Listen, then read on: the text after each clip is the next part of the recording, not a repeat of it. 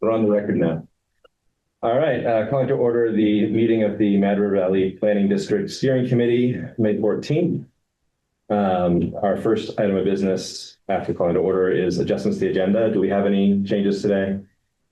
Seeing none, move forward to the right things, right? We have introductions next, is that correct? Yeah, that was a holdover from the last meeting. Okay, so yes, we do have an adjustment to the agenda. We're gonna take out item 3, introductions. That's, I should have seen that. So next up, we have public comment. I don't see any members of the public here. I don't see anyone online, so I think we are also going to move past that. So our next item is acceptance of the minutes.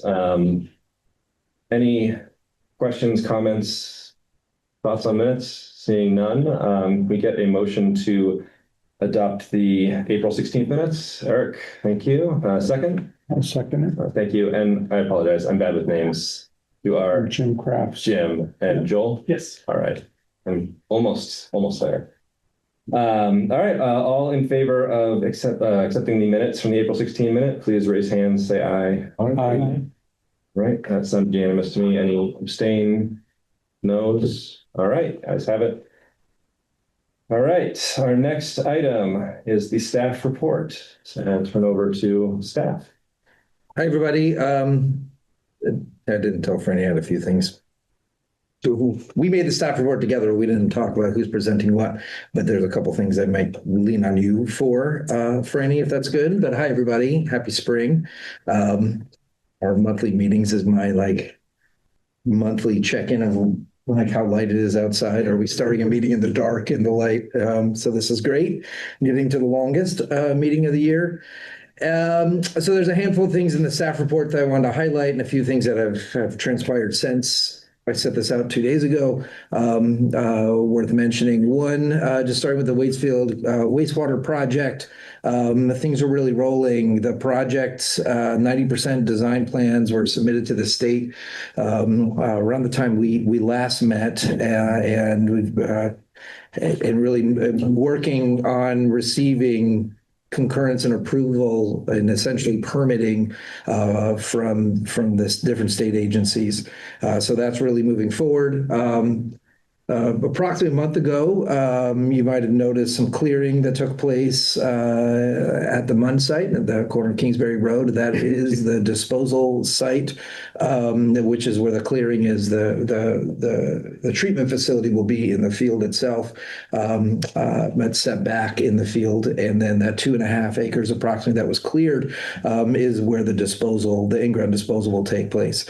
The clearing took place at the time that it did in observance of permitting requirements, specifically Migratory Bird Treaty Act, and because of the funding, that was one of the requirements, well, funding and permitting.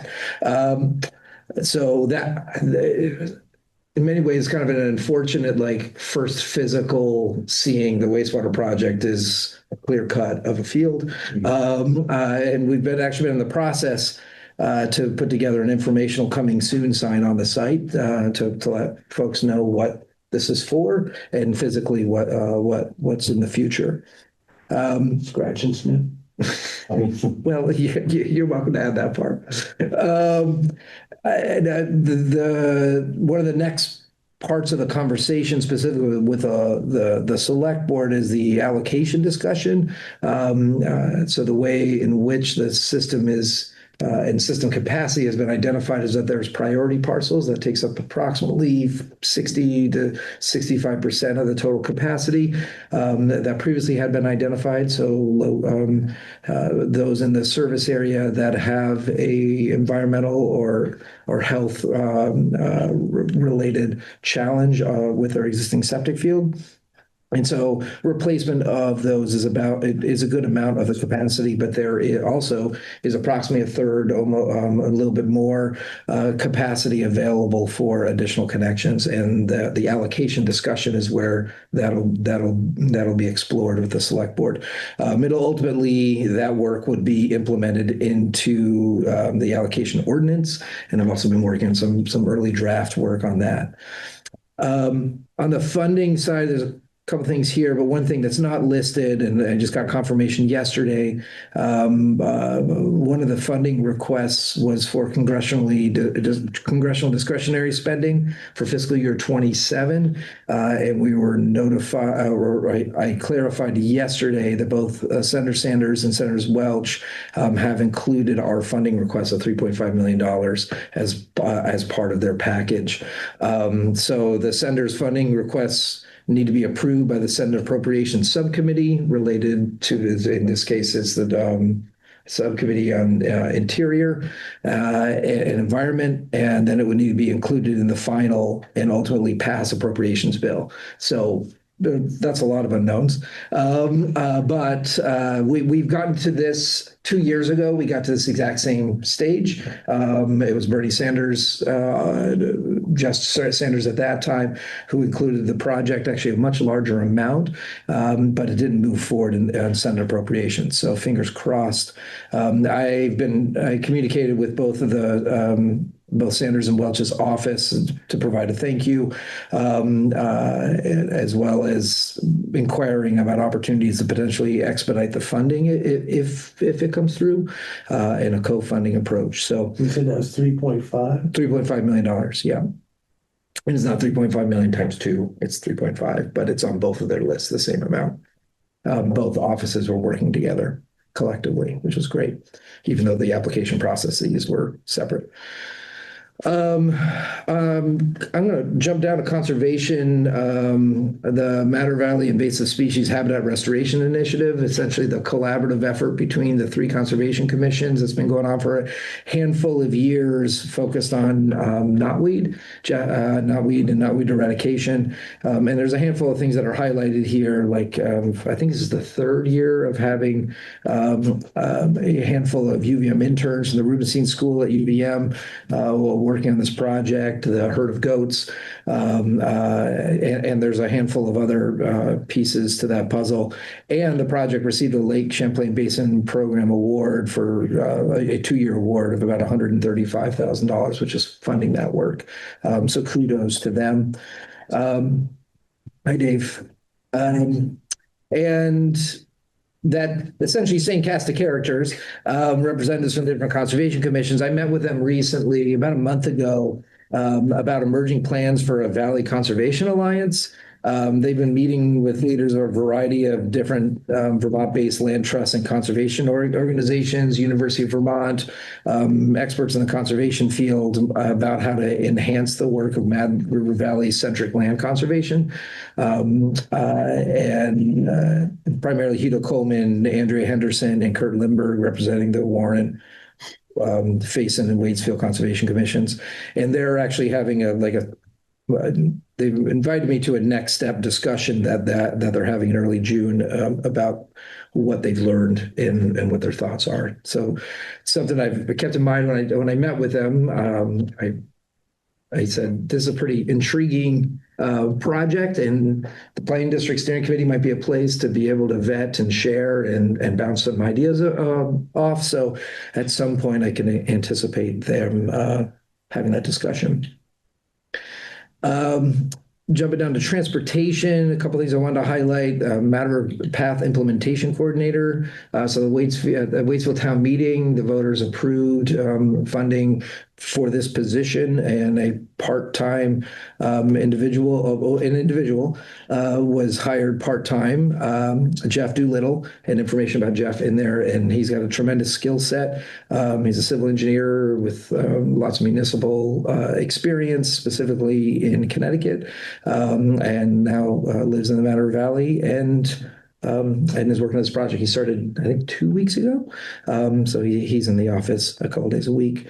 I also wanted to highlight, and it's not on here, that there's an effort. So the Madder Valley Planning District has been managing a trail count effort since 2000 and, well, I don't know.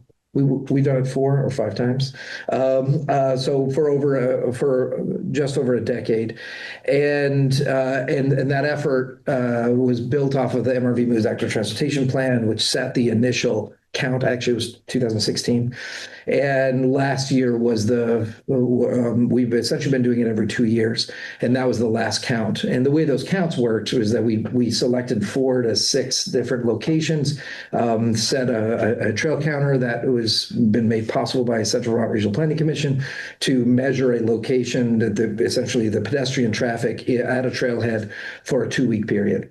And so we have that, and you have used that same methodology over time. And the reason why 2 weeks is essentially we didn't have access to a full-time counter, and we moved them around to different locations. But we've replicated the methodology starting the end of August, going through to early October, and that's been a great process. But taking a 2-week count, if it rains like this, right, people are on trails. And so doing a 2-week count is not the best. And especially if you're trying to extrapolate annual traffic, it is good to be able to compare time to time, but there's a fair number of variables.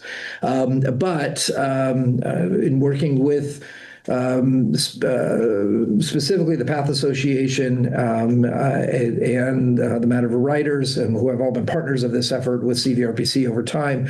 There's this new effort to have some permanent counters in the valley, potentially 5 or 6, that David Lippmans, who's from Faison, working with the Path Association, volunteering his time, has put together a framework on how to utilize a handful of counters that have been offered for their use for the whole summer. And so that's really exciting to sort of see the next step of that work and the data that's in. So we're not purchasing them. No, but I mean, in general. Yeah, I can't remember. The writers bought some 4 or 5 years ago, and I don't remember. Yeah. But it's somewhere like $5,000 range, like $3,000 to $5,000 range, somewhere in there. There's different types of counters. You could buy a bunch of counters for your names on. Well, Eric Friedman, trail count, brought you this trail count, not just the chamber. And the last thing I wanted to mention is about Act 181, the modernizing land use law that was passed in 2024. So we had a discussion at our last meeting. Christian shared specifically about is it the flu? I can't remember the Future lands. Yeah, FLU. Okay, not FU. Yeah, FLU. The future land use, the flu map, and that was one component. But the much bigger part had to do with and what's been discussed is about Tier 3 and the road rule. And after that discussion, and soon thereafter, the legislature indicated that they were going to amend, and that there was intention they were going to amend the timeline for those 2 portions of the act, but they ultimately have decided to repeal, and that repeal has not completed yet, and the legislature hasn't fully voted on it, but it's passed the House, and it's currently in conference between the House and the Senate to figure out any last-minute pieces. So fully anticipating that happening. As a result of that, Alex Weinhagen of the Land Use Review Board, which is the entity that was made out of Act 181, it was tasked to create those rules. He was going to present today to our group about that work. But given the fact that the legislature indicated they were going to repeal, the Land Use Review Board made a decision that they were going to stop working on it. And so that has essentially stopped. Alex called me and he was like, "Hey, so what do we do?" And I said, "I still think it would be super useful to have a presentation." And he said, "I'd like the legislature to finalize what they're doing first before we have the discussion." I was like, "That's totally fair." And that makes sense to me. So Alex is on tap for our meeting next month. We haven't discussed should we have that in face or should we have it here? I mean, I can't imagine it's going to be as highly well attended as it would have been in the previous context. But I'm open to suggestions, and we'll talk, essentially with the executive committee to make that call. But yeah, I just wanted to let you know. I mean, I provided a little bit of that update before in advance of this meeting, but I just wanted to let folks know the way in which things have been twisting and turning. Anything further? And Franny, I don't know if you wanted to share anything particular, and now I'm just throwing it on you, but you applied for a grant and you received it, and I Yes. just say, I did kind of say, Nice. it's none of that crazy, but we applied for a grant for a sunscreen dispenser for the Rec Hub. We did win it. Yeah, so Eric gets a sunscreen I dispenser. can lather it on. It's a large vessel as well. Yeah. 5 gallons of sunscreen or something? 2? I think 2 gallons. Yeah. Oh, It's $80 a whack to get a new one, Yes. which seems like not that bad. That seems like an awful lot of that's what sunscreen. puts Yeah. misuse. Wow. I'm just thinking, if I was a young guy and I was heading out for a ride there, and my buddy's bike was sitting around, there's a lot of things I could do with like a big handful of sunscreen. It's good feedback. Good feedback. well, it's feedback. Into a saddlebag, right? Like he gets a flat or whatever, he's reaching for his Allen wrench, he goes in to get his Allen key, and he just gets a whole handful of sunscreen. Anyway. And then someone gets cancer because they didn't apply the sunscreen. But whatever. I think the last 3 public sunscreen dispensers I tried to get sunscreen out of were empty. So if we can beat that, I guess. So you know what's going to happen when I get the complaints about the empty sunscreen? I'll be calling you. I'll be on it. I'll be. Yeah, just Equipment, what are we gonna do with also sunscreen doing. again? So that's one thing. We're You just want to mention about the Sugarbush Access Road path? Sure. So I've been attending the Sugarbush Access Road shared use path meetings. They are through NEPA, which is great. They applied, they put in for the Army Corps of Engineers permit, which they received within 5 days, record time. They're in the process, VHB is in the process of the stormwater permits for construction and operations. I don't believe those have been submitted to DEC at this time, but as soon as they are, the clock will be ticking there. So, anything else you'd like me to? No, I mean, anything else, if there's anything else you wanted to share, but those are the two primary. The big one's the well-being survey, but I'm going to talk about that a little bit later. Thanks. All right. In that case, we can move forward to new business. And our first item of new business is our guest municipal roads general permit from Chad McGann. Hi. Hello. Hi. If you'd like to introduce yourself and give us. I'm gonna sit here so I can just see everybody. Hello. Hi. Can I? Oh wait. So I should just share, right? Yeah, I'll make sure you can. Oh. Let's see. I think I have to share my screen. Right? Where's the Zoom? Let's see. Okay. Is it change the, somebody has to share? You ready? It used to be right here with this Karen. I think he. I think I have to. There you go. Consent request. Okay, that's the other way it works. Am I sharing? Not yet. Not yet, yeah. But you should have the ability to. There we go. Cool. All right. Well,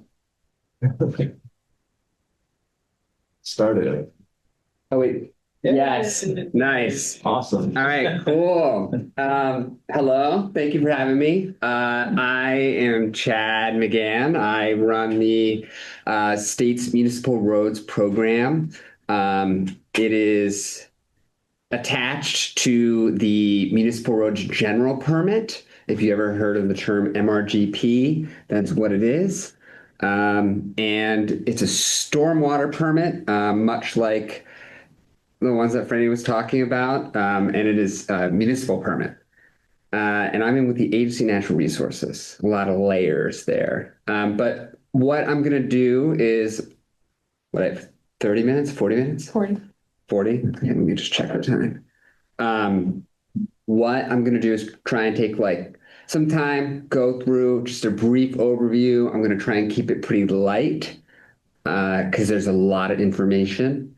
And if you want to cut me off, this is casual. You can cut me off and ask any questions, or, I'm just going to leave some time at the end for questions.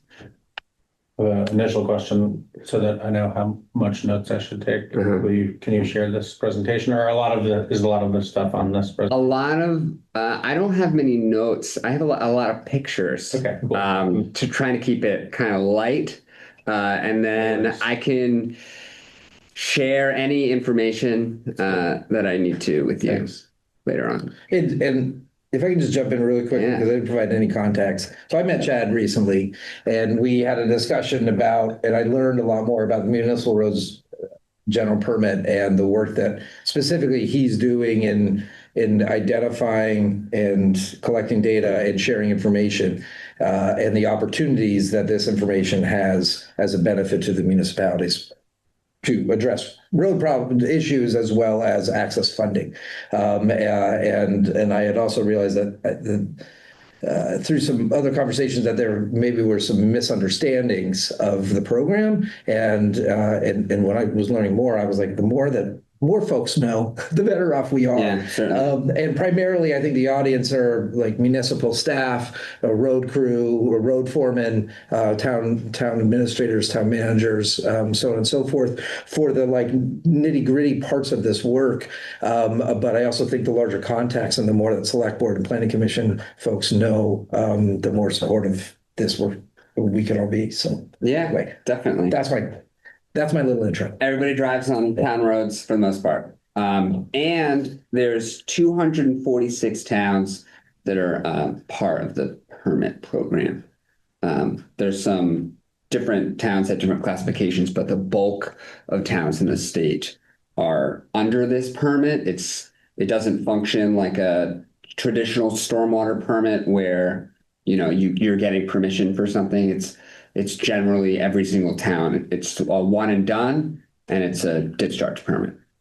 And every town has one. And I'm going to kind of go into the requirements. Josh was kind of talking about the data, but first I'm going to go on the requirements, kind of talk about where we are, and then we can kind of get into specifics later on. So like we were saying, generally, I'm just going to kind of give some specific context. Normally, what this program is really specifically about is road drainage. That's what it's about. It's about road drainage, best management practices for achieving proper drainage on municipal roads. And so it's, for the most part, it's all the gravel roads across the state, and then many of the what we consider open drainage paved roads are included in this as well. And then if you have outfalls in your town centers, that kind of gets included in this. The biggest thing, like I was saying, was this is a stormwater permit, and the most chief concern of the program is not only the storms like we are getting today, but the microbursts that we get every single year. And so when I talk to towns about this, it's really what this is about, is preparing for the next storm and making sure that we have the resources available to the municipalities for them to make the best decisions regarding their municipal road drainage network. I'm going to get into that more. But generally, the idea is that if we are in a position where these best management practices are not in place, we get situations like this.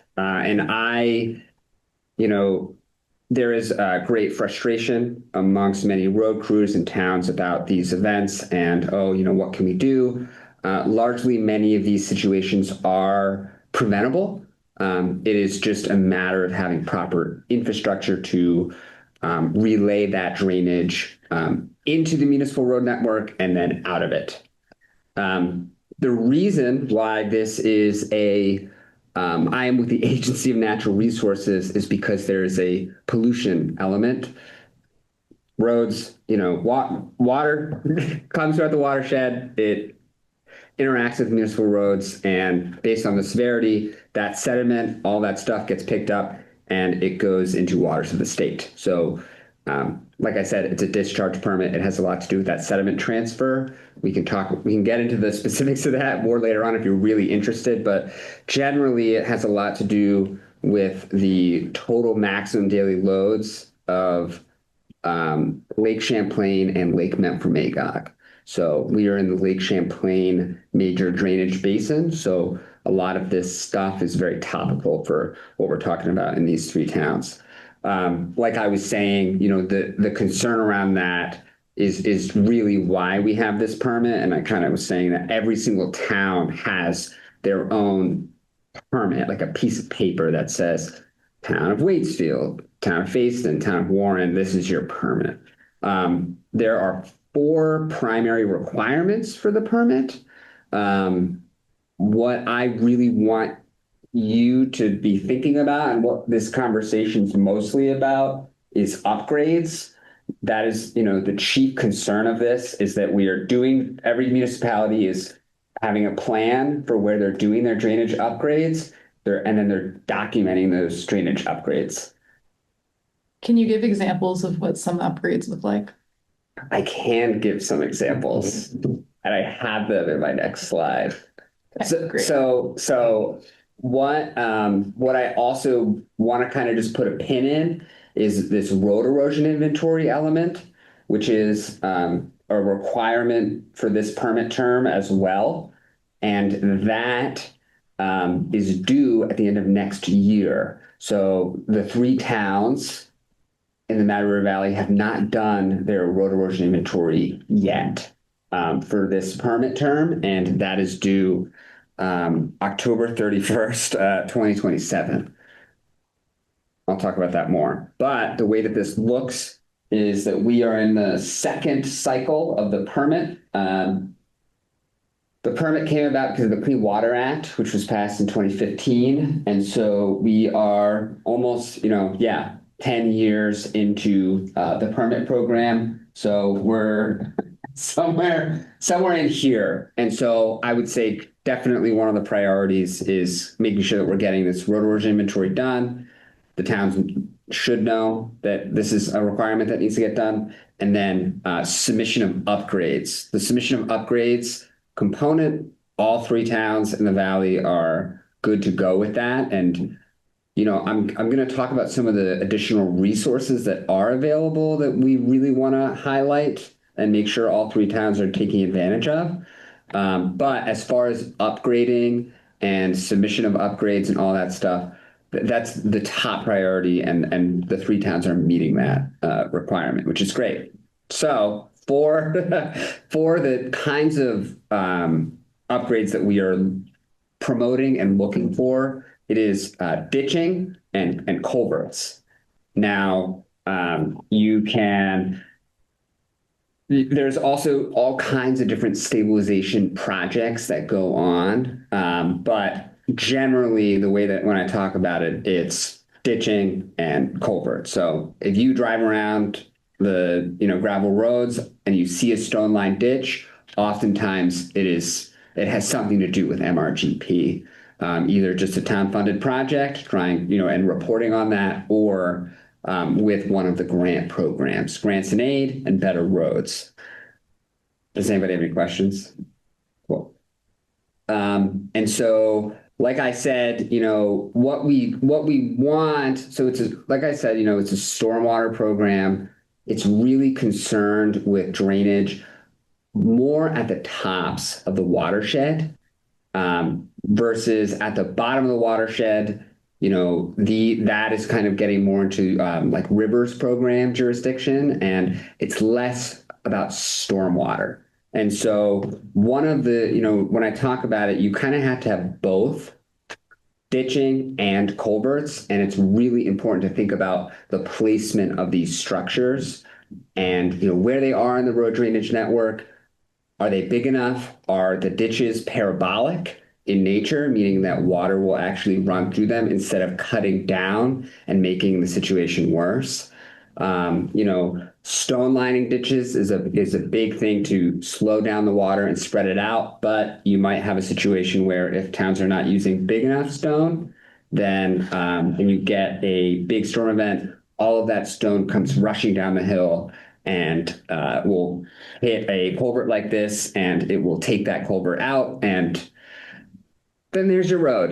Your road is the new stream. And so streams. Streams are just, the way to think about it is roads are, it's the built environment, there are obstructions in the watershed, and streams are concentrations of drainage. They're essentially concentrations of the stormwater that we're getting. And so it's these areas that are the most critical pieces of infrastructure when you have your big road washout where your road is getting ripped up after a storm event.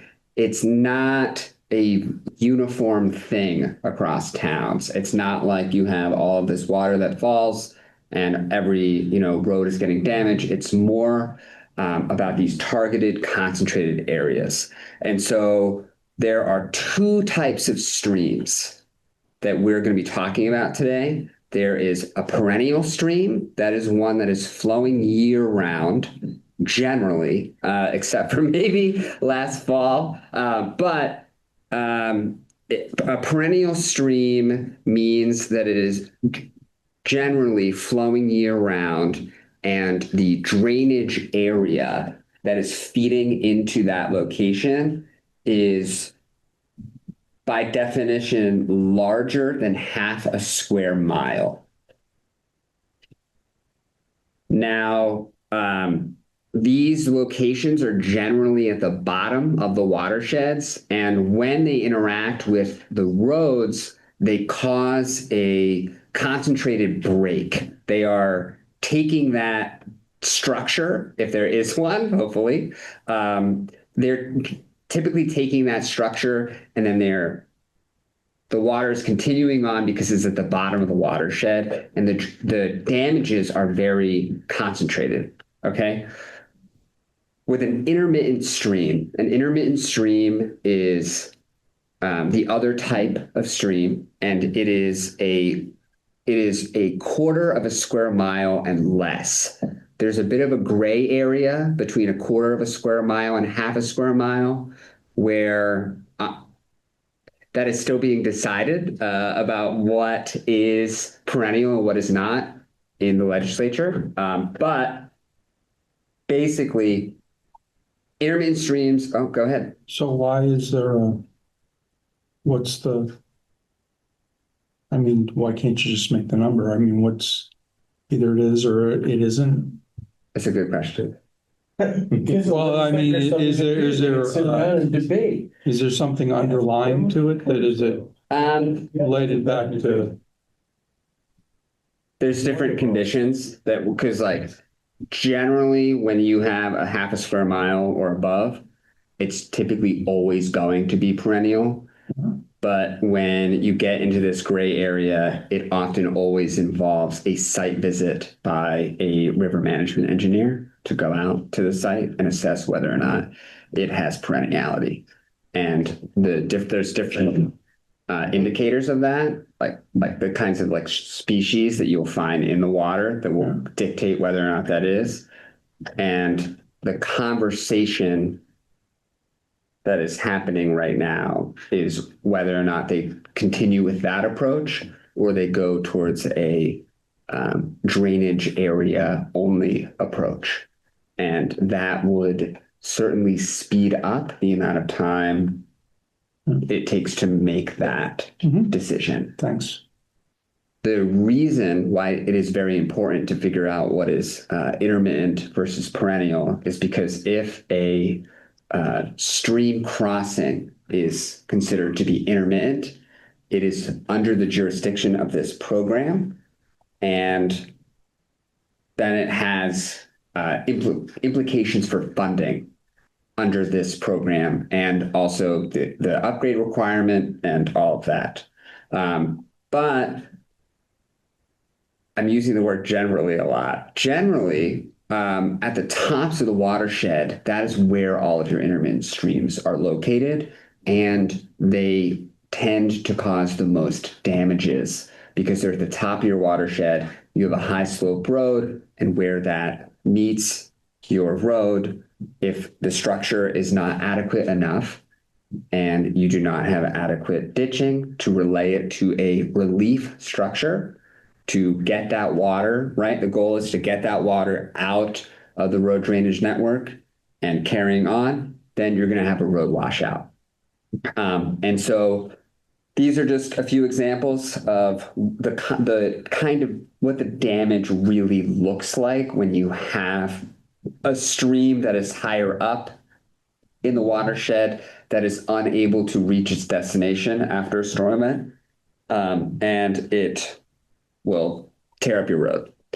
Good question. Yeah. So, like in the valley, most of those intermittent streams are up high and are coming off of private roads. In my experience, it's like most of the washouts are coming off of people's long driveways that are steep that affect sort of the main road that's adjacent to them. Is there like a way to help the landowner with this? Because that's like, those are like the main causes that I've witnessed. Yeah, there is, DC is creating there. So there is this, I kind of mentioned it before, there's this road erosion inventory that exists with this program. And they are devising a private road inventory to make projects, to make private roads eligible for clean water funds. And I don't think that they have like released that, but that is with the Water Investment Division, the Clean Water Fund. And so when I talk about the grants and aid and Better Roads funding programs, it's all clean water funds. It's $4 million annually that goes to the whole state.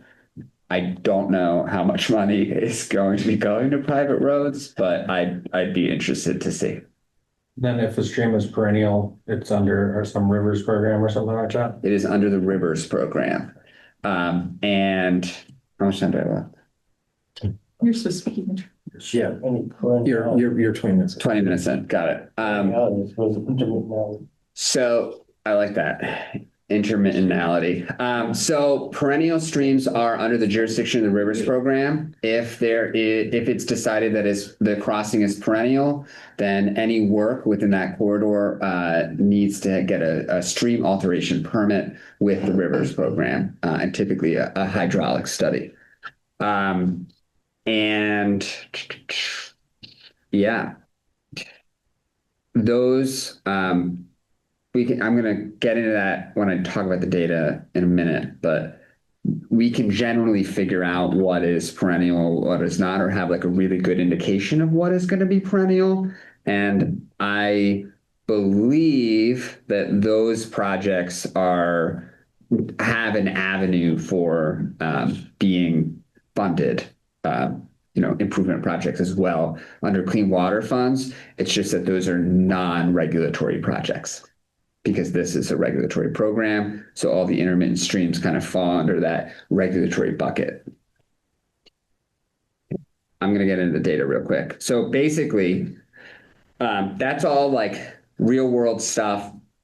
How this is reflected is through a comprehensive data set. So basically, the way it works is that everything that is under the jurisdiction of the program is deemed hydrologically connected. That means that it has a proximity to waters of the state or is being influenced by waters of the state. So significant drainage really is primarily what we're concerned about. We are actively looking to improve which sections of road are within our data set, so that we can help improve those and make good decisions about them. The way that it was done in the past is because mapped waters of the state were generally located at the bottoms of the watershed. A lot of these road segments that are included in this data set were located at the bottom of the bottom. And so what we've been doing is expanding upon our drainage data to include these intermittent streams that I've been talking about to kind of address the tops of the watershed. But basically, there's this road erosion inventory. There are assessments that are done. In the past, it has often been done by the regional planning commissions.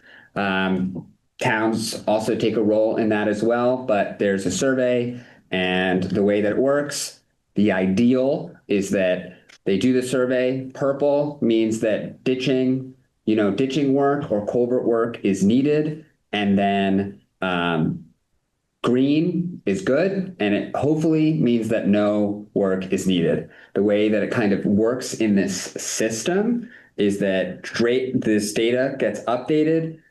The data kind of tells the funding programs what is eligible to receive funding, and then the upgrades happen, and then we report on the upgrades. So what I'm going to do real quick, is it still sharing? Yep. Is I'm just going to go over the data element. So this is the drainage infrastructure resource tool. It is on the Municipal Roads Program website. I can share this with you, but the goal is that all towns go here and see where they have done their drainage upgrades, which segments are eligible for funding, and kind of just have a bucket, an atlas where you can see all the relevant drainage information. And so when we're looking at this is the, legend in the top left-hand corner. Like I was saying, a lot of the colors correspond. Purple means not so good, green means good, yellow means we want that information. But when I turn this off, you can really see that the three towns have been making great progress towards a lot of this work. And they have been submitting their upgrades annually, engaging with the funding programs. I will say that I know for a fact that all three towns are engaging regularly with the grants and aid programs. I did not see any projects submitted to the Better Roads program. So that might be something that we, consider trying to get involved with. The grants and aid program is $3 million annually, whereas Better Roads is $1 million. And it's the Better Roads program. It's a little more selective because you submit for a project and you kind of outline your project, and then it goes to a committee and they review it. Whereas grants and aid, it's kind of a little bit more flexible. It's a little bit more rolling. You establish which projects you want to do, and then they approve it, and then you kind of just go ahead and do it. And so for specifics, I know that, before I get into specifics, what I want to show you is we are working on documenting where our intermittent stream crossings are. And so if you scroll around here, basically what you'll be able to do is you'll be able to click on the, if it works, you can click on any of these. They're interactive. It's going to tell you the year in which the year in which the funding was implemented. It's going to tell you the funding source. I would definitely take the time to look around and see, like that's what that was doing. That's what, that's what was funded. This goes all the way back until 2017. What we also have is we have all the road erosion inventory information. So it's going to tell you, the prevailing issue that was documented when the inventory was done. I see this for Warren. This wasn't done, and this was done in 2017, but it kind of gives you a reference for maybe some of the problem areas that still persist. But what I want to show you is, how can I make this? What this is, this map right here, this is the information that we have so far on what is intermittent and what is perennial. This is based off of drainage area. It is not always perfect, but basically the way that it works is that a drainage area is delineated it writes it to the crossing point, and then it's going to tell you what the minimum diameter should be, and what the estimated bankful width, which is really what the size of your structure should be in inches. What you can then do is, if you scroll in, you can reference the VT Colbert's data set that the regional planning commissions collect, and you can kind of get an idea of, what the size of the structure actually is. So this is saying this is a 24-inch pipe. It was identified 2 years ago, and this is saying recommended diameter is 24 inches, but the bankful width is likely closer to 38. So we might have a problem there. So recommended by whom? Like Me. Well, Sorry. But anyway, I'm curious about like the recommended versus the bankful width. Again, I understand that there's different standards. Recently, the recommended, I should change that. That's likely that's the active channel width. And that was previously what our recommended diameter was based off of. There's like a chart, and it basically corresponded. This is your drainage area. This is this is what the recommended size of your structure should be. Recently, in January, the VTrans Hydraulics unit came up with a Vermont-specific equation for taking your drainage area and calculating what your bankful width of the structure should be. So the standard for MRGP is active channel width, which is about 70-75% of bankful. The reality is you want to be doing active channel width. That's just the reality, to prevent these washouts. So that is, you can always take this, play around with it. What we're going to try and get towards is to be able to accurately take this sizing information and apply it to these points of what the size of your structure actually is, so we can tell you what your most critical pieces of infrastructure are in your town. That is a few years out, but I'm working with the Rivers program to kind of come up with a plan for getting this all mapped. Generally, much of when I was talking about, I still have 12 minutes left. What I was talking about in terms of mapping is that this layer right here, you can kind of see it, but basically we are expanding. So like here, this right here, this is an intermittent stream. This has not been mapped historically in the state's data set. But with new mapping, that is now very much a defined channel. And that is something where we don't have drainage areas for, because when I ran this whole analysis, I took the mapped streams crossed with the mapped roads. And so those are all the points that you're going to get. If a town needs specifics, I'm happy to run this for a specific area.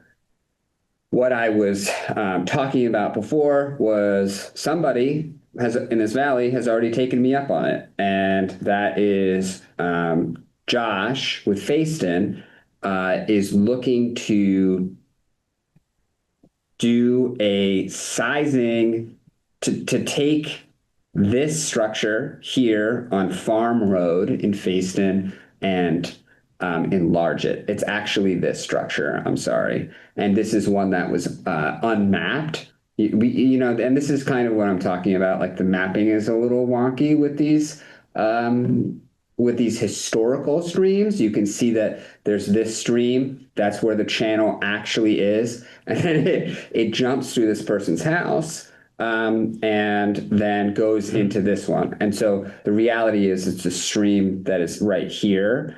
And so anyway, this is something where it's an excellent project that is eligible for funding, and Josh with Facein is implementing that. For Waitsfield, I also met with that Josh, and there is Palmer Hill Road. Historically, what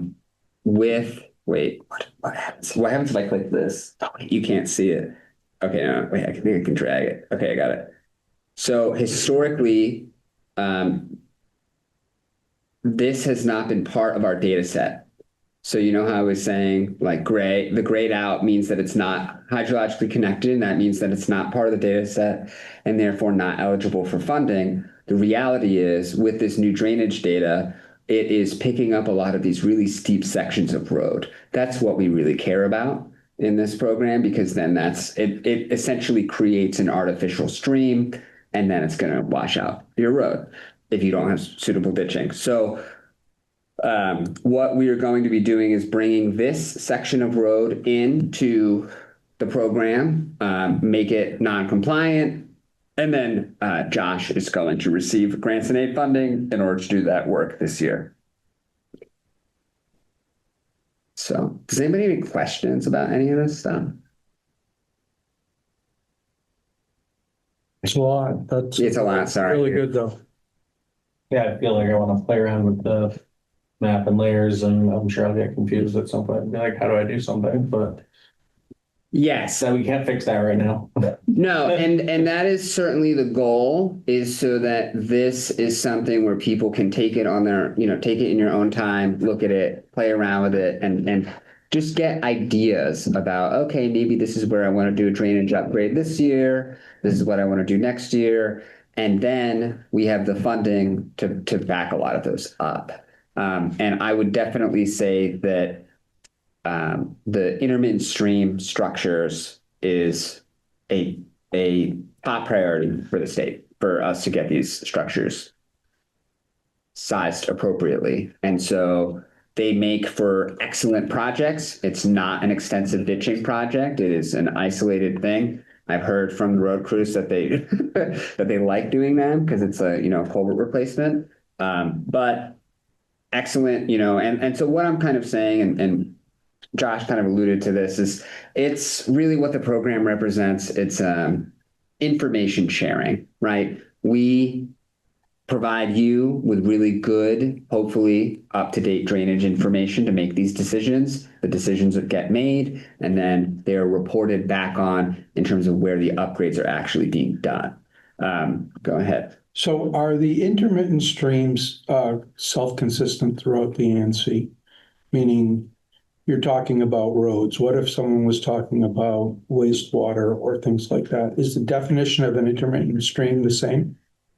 Yes. It Yes. is. So it's self-consistent throughout the agency. Yes. Throughout the agency, yes. There's perennial, there is intermittent, and then there's ephemeral. Okay. And so All right. the line between ephemeral is like right after a storm event that is, flowing. You'll have, water in your ditches, right? Mm-hmm. That's ephemeral. Intermittent stream is going to be it's a defined stream channel, and it is going to be, you're going to be able to identify it like after snow melt often. Right now, there's still intermittent streams that are running. And so a lot of these if you take this and go out in the field with it, you can go out and see, oh yeah, this is running right now. Okay. And so, yeah. I get it. Thanks. I have 5 minutes left if anybody has a question. I'm a look, like this is a field, but, just thinking about the broader course of stormwater drainage and flood risk and all, the better we get at channeling these, the water from these large scale events from those sort of high altitude origin points, potentially the more effect we're going to feel at the lower elevation, right, down the river, if we're more efficient at channeling that water right down. And so I guess I'm somewhat curious, where that interface is happening, and like how we think about not just getting the water to pass a high elevation, dirt road or private road safely and not cause damage and wash out there, but ensure that water does not sort of has paths that are, I don't know what the right word is, but but to release the energy. Yeah, exactly. So it doesn't blow up when we hear a lot about people suggesting that dredging is good, which I think most everything we've heard to date from science is that it's not at Yeah, the river level, but the same thing I assume holds true at sort of these intermittent streams and perennial streams. If people are going in and, clearing leaves and detritus out of them every year, Right. that's probably going to end up channeling more water faster into. definitely. Is there any, I don't know, outreach work being done to help landowners understand that, or? Well, You can answer, and then I have an add-on. no, you can go. Well, the Friends of the Mad River has a Storm Smart program. They'll come to your house or your property and walk around, and I just pulled it up here. Their three things are slow down, spread out, and sink in stormwater on your own land. So they have that program going. That's great. Which is cool. And now the three of us know about it, everybody else, it doesn't really get broadcast very often. I mean, I think they've brought it up a couple of times in some different fora, but I think that's a general issue that we're working on also at the select board is how to communicate programs in all different areas that are available to residents that they wouldn't know about unless they really listen to our meetings, which I know not all of them do. Yeah. Farmers market. I do know that like statewide, in terms of that consideration at the bottom of the watersheds, there's the Flood Safety Act, and the Rivers program has taken on a kind of new staff in terms of mapping out the flood corridors. And I know that there's a lot of work in trying to address the flood corridors in terms of that, where that power is being concentrated. Yeah. Top of the watershed, bottom of the watershed. Yeah, there was a larger Ridge to River effort and project post Irene. That Friends Bend River was the spearhead of that effort, but it was a valley-wide, multi-municipal collaborative project and understanding the science and the opportunities and that sort of sink, slow, spread approach, or let's make our landscape a sponge kind of a thing to release that energy. I mean, when the Plain District staff in 2024 were going up North Facein Road and measuring the damage from that July 10th flooding event, the ephemeral streams, that was that kind of blew me away, going up North Facein Road, and how much water was not absorbed by the landscape, and how steep that landscape is, and how these raging rivers happened in areas that generally aren't a river, or definitely is a river, and barely a stream, or not at all. It's just a depression in the land where the water was concentrated, and when it hit North Facein Road, it exploded. And so, yeah, I mean, these are these culverts and the place in which the rivers interact with the roads. I think there are techniques and opportunities to slow that water down and in other places, but trying to not have that energy released where there's catastrophic damage and cost is the goal. Yeah, and a question I had was, what rain rates are we talking about here that those active channel widths and bankful measurements can handle? We had last May, and I have a ditch on the side of my road and goes into a culvert that then goes across the town road, and it had no chance. But it's an ephemeral ditch or ephemeral stream. I don't know what the rate was. Do you recall what it was? But it was really a lot of rain, and was it July or May? Last May. Oh yeah, last May, Yeah, right? Right, Butternut Hill, was that the road that? That's one of them, and then it took out Sherman Road where I live. But I think the culvert is just undersized, and on the select board we've talked about undersized culverts quite a bit. Yes. So I appreciate this. The Army Corps of Engineers recently came out with a new standard, and it's actually 1.2 in terms of the width, and like I said, our standard is really it's active channel, which would not handle a significant storm event. 2 inch per hour. Yeah. Yes, yeah, and generally I would say that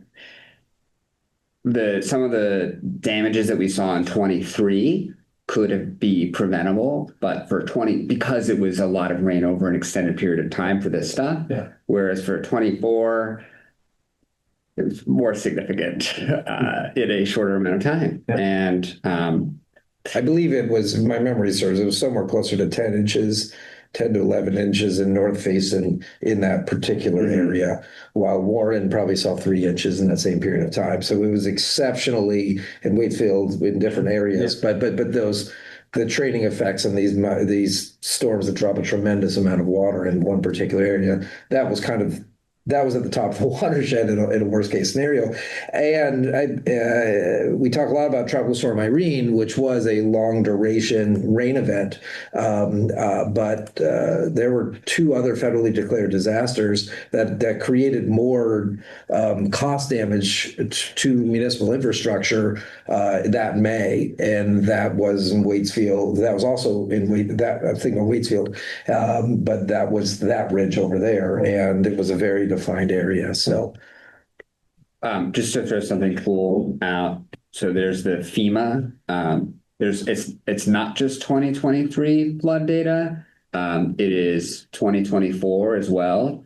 And I just threw this up on here. And so if you are interested, this is in the resources pane down here. And basically what you can do is you can open it up and you can see some of it's aimed to be targeted at these municipal roads because it's trying to make it eligible for FEMA reimbursement. And so you can kind of see and target, some of these areas. And it's a cool thing to cross-reference when we're talking about the drainage issues and talking about like, oh, this is where the drainage paths actually are and how they're interacting with the roads. as the geolocated photos. Yeah. They're so like that was right here. So, maybe that was that.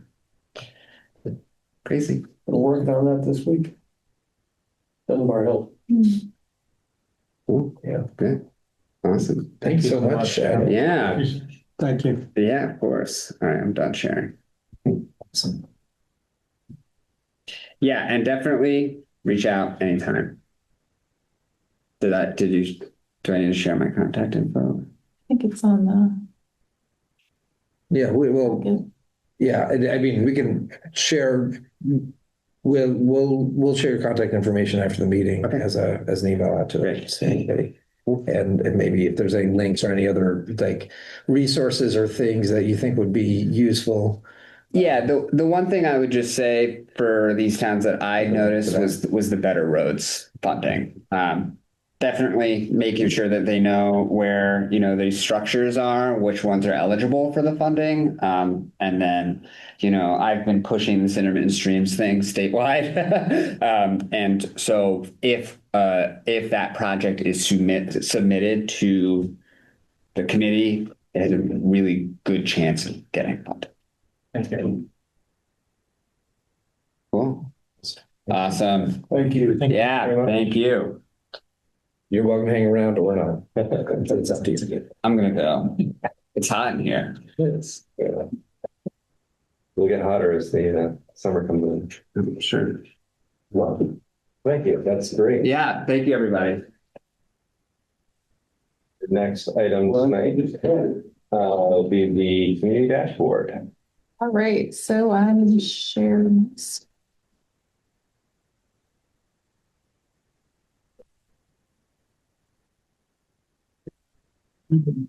All right, so I'm just going to give everyone a little rundown of our community dashboard, where to find it on our website. There's a few different places as well as the contents. Sorry about that. Thank you, Chad. So you might notice our website looks a little bit different than probably the last time you saw it. Our new website launched on May 4th. Josh and I have been working with TownWeb for a few months, and as far as I know, we're pretty happy with the way that it looks. It looks pretty similar to the old site. I found that it navigates a little bit more smoothly, but in general, you can find most of the things, most of the contents of the website where they were on the old site. So the About Us page, that's okay. steering committee information about agenda and minutes, information about Josh and myself, program areas, so all the different things that we work on, some projects in our archive directors reports, news and notices. So this pane down here, you can also access it up here, and of course, contact form. But to focus on the dashboard, the easiest way to find it is right here on this bar. So you click on that and that brings you to the dashboard. But you can also find it by going over to program areas. And that'll also take you to this page, which is landing page on our website. And this link will bring you back to the dashboard. So I'm not really sure what's going on with our logo. I need to look into that, but know that it's there. You can find a little bit more information about the dashboard by scrolling down on this homepage. There's a shared feedback page, my contact information, and you can explore the different domains here. This says 2021 data, but know that if you click on it, it does show a list of pretty much, this is relatively up to date in the sense that this is where we pull much of our information for our data report and the data dashboard. So what did you just click on to get there? Data sources, it says 2021 data. I've been trying to fix it. Cool. It's getting the best of me at this moment. So if you were to explore the different domains, you see built environment comes up first. Usually it takes a few minutes to load, but just be patient with this thing. It's a little bit testy, lots of buttons to press on, but it will eventually load. If you're having issues with it, I recommend clearing your cache. That sometimes will help with the GIS things or ArcGIS products. So you can see here, there's a couple of different tiles that show different metrics of the valley. These are all, for the most part, information that we share in our data report. If you scroll down a little bit more, you'll see some information about primary residence sales, housing units by type. 2020, this comes from the census data. That's why that particular tile is not more up to date. I'll use this one as sort of an example. Sorry. Some of these things are really touchy, but you can blow it up and get a better idea of, say, what is letting me scroll. There we go. What, say, for example, primary residence sales look like in the valley. It's very customizable. So unfortunately, I can't change around the bottom legend. So that's grouping the towns together and having the average separate, that's kind of just a stylistic thing. It bothers me, but hopefully other people don't care too much. But what's really cool is you can click on this and it removes some of the tiles or some of the data lines. So you can really isolate, get a better look. Say if you wanted to look specifically at Warren, you can use this feature at the top if it lets me do it to really zoom in on specific years, which is great. You can compare it. We try with many of them to have the average line on there, so you can compare the specific towns to the valley-wide average. I've spent a lot of time on this particular tile, so I want to continue scrolling and show you some of the other things that I have on here. You have short-term rental information, number of single-family home permits by town, as well as detached and attached up here. So this is the built environment pane. We also have a natural systems pane. Again, you have some tiles up here. Some of these are a little old and they're from previous data reports. So we don't aggregate all of this information in our most recent data report, but because it's all, for the most part, since 2020, I felt like it was reasonable to keep up. But if you continue scrolling, you'll see some more up-to-date information with the exception of this one. We get the Mad River E. coli data from Friends of the Mad River, and that study has since ceased. They're not collecting that information anymore, so that's why it only goes up to 2020. But here's all of our more up-to-date environmental information. And would you mind showing the insights? Oh yeah, sorry, I haven't been doing that. So if you click on Insights, it gives you some text to sort of accompany these figures. So they're not just standalone figures. Each of them has an insights pane where you can dive in a little bit deeper and get a write-up most of these write-ups were either written by myself or Sam Robinson when he was creating the data report, and just gives you a little bit more information It about gives you the source and stuff like that. exactly. Yeah, the what is this, why is it important, and where's the data come from? Then I just discovered to get back, you have to click on the data again. You have to click on there's not a close button, gotta go back. Right. Yeah, there you go. So there's kind of the thing with the dashboard, there's a lot of things like that. Sometimes you hit, like, for example, if I were to go over to the community well-being survey, we have all of the results from the well-being surveys on here as well. But it doesn't always let you go back. So there's just a few, it did that time, but there's a few clunky things with this that I'm really trying to spend some time on to nail out and to remove, the clunkiness. But for the most part, it's a really wonderful tool. I've already looked at that one. We'll take a look at social infrastructure. So I have some information about age, some information from the 2024 Community Wellbeing Study, another graphic that breaks down age in a slightly different way. We have school enrollment for the Harwood Unified School District, and then comparative index. What tab are you on right now, sorry? Oh, no, that's okay. Social infrastructure. Yep. And so again, you can isolate things, or maybe I can't on this one. I guess I lied. No, it did. It just was slow. Which I think is really helpful. It's a really interactive way to view the data. And again, you can click up in the upper right-hand corner. I guess, again, it's not letting me do it. These are sort of my grievances with this tool. It's not always perfect, but it is a really great way to sort of explore the data housed in our data report. I've learned a lot. I was entirely new to this type of web building exercise before taking this on. And so it's been a really wonderful learning opportunity for me. And does anyone have any questions on it as I sort of paint around here? Any major concern? Much more user friendly. I found the agenda just on that. Great. Yeah, so we launched this in 2021 as a way to make the data more accessible. I think having the data report is great, but having a 70 to 80 page PDF is different than being able to collect and manipulate and explore and really understand. And those insight tabs, I think, are quite important because it's a little bit of analysis about what the data is. So there's a deceivingly large amount of information here. Originally, I want to say we did something like 8 tiles per domain, but then made the decision that we have more information. Let's add more. So that balancing, like, not wanting to overwhelm folks with information, but I think this is a fairly good job. What's your, are you able to see what kind of traffic you're getting on this? Do people use it? People do use it.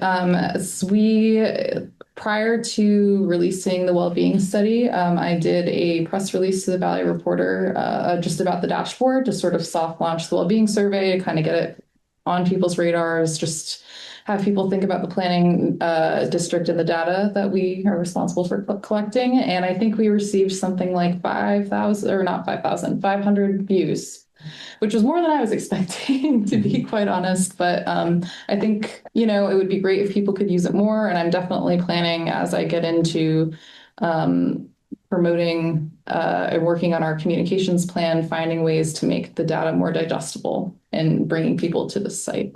Yeah, and obviously from a town perspective, we don't have anything like this that we do. So I think we should push it out as well. Awesome. Especially since it can be, and a lot of them be segmented by towns. Yeah, I share it in our relocation, people expert relocation information. Really? Oh yeah, and they're very impressed by it. Awesome. They're sort of surprised by it. So Yeah, that's great. That's great. Any other questions or comments on the dash? I mean, this is for a small rural community, but of our size and such, this is not common to have a tool like this. It's also not common to do the type of data analysis and collection and analysis work that we do either. Yeah, I appreciate that you are sharing it with folks. So what? I appreciate that you are sharing it. Yeah, and it's funny, and I showed this to Doug from West Virginia, and he was like blown away by like everything, but that really surprised him. All right. Thank you. Thank you. Do you want me to just keep talking about I was the gonna say, you can move Roll. right on into the upcoming well-being, or I guess the ongoing well-being survey. ongoing well-being survey? Yes. So the well-being survey I spoke about, I think for the past few steering committee meetings. Eric so kindly let me table at the Green Valley Rally, which was really wonderful. We had a pretty good response rate from that. It's hard to tell what responses came directly from that event and what came from the press release and all the other hubbub that I was attempting to create. But so far, we have 193 responses to the survey, which is great. We're at just under the 2-week point right now. And so my goal is to have at least 100 responses per week. So far, we've hit that. I anticipate as the weeks go on, it might be harder to reach that number. When does it close again? It is going to close on June 12th. And what was the total last year? Total number last year or in 2024 was 573. And so I'm aiming for 600 plus. So far, And it's 6 weeks long. and 6 weeks long. So 100 a week. If I get more than that, which so far it's hovering right around that, I'd be really, really happy. I'm going to be tabling at the Waitsfield Farmers Market this weekend and the following, and potentially the weekend after that, depending on what our numbers look like. I have a presentation or really a workshop plan with the Mad River seniors. I will say I'm also planning to attend the Rotary is starting a women's group that they've invited me to, but Women's group? the Rotary, The Rotary what group? a women's group. Oh, okay. But looking at these from the response we've already received, 63% of our respondents are female. So I need help getting in front of the men in the Valley. The Rotary Men Group. You're in front of us right now. I know, and I know some of you have taken the survey, which I'm really, really grateful. Because I got the cookie. Well, you had a couple of them. Whoa. It's on the calendar for tomorrow. So you open the survey is what I'm saying. Anyway. I do multiple surveys. Survey cramming. Quick question. Have you emailed this or reached out to the school administrators? I have. So as far as I know, if you have children in the school district, please let me know if you haven't seen I see it. in the. But I did at least ask. I heard back from Waitsfield and Facein. They told me that they put it in their school newsletter. I've been chasing down the principal of Warren, and he has not replied to my emails yet. If you want the administrators direct email, I can do it too. That would be fantastic. It would be great to get in front of the parents from that community. I think I have our. Businesses respond after that, you know. Definitely. I had about 40 respondents after that. So that was huge. If you wouldn't mind doing it again, I would be really grateful. Another cookie. I can get more cookies. Yeah, I will absolutely do it. Awesome. Thank It was you. in Waitsfield's. Brandy bakes cookies on her own I did make cookies on my own. to Lord. So will I get not, if I do it again, will I not be fat shamed?